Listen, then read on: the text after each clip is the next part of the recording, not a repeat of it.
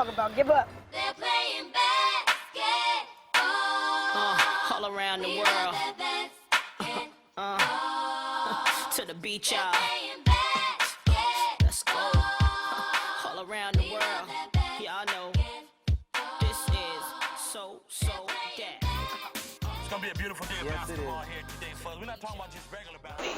I will be teaching you about one of the passing skills in basketball game, which is the one-handed or baseball pass. So, here's how we execute the skills. But first, start in a balanced stance with feet shoulder width apart and slightly bent. Pasunod. A player should use the back foot to pivot on. Pasunod.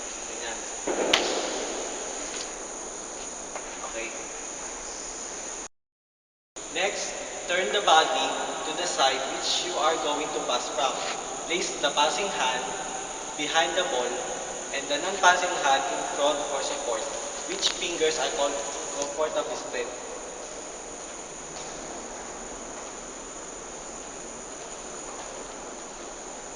Second, the ball should be held up to the ear, elbows should be tucked in, and the weight should be kept on the back foot. Yan.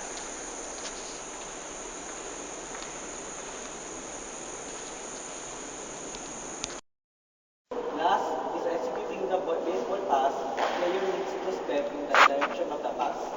The wrist and fingers should then be flexed. To release the ball, then flow through with arms fully extended. Fingers pointing at the target and palms facing down.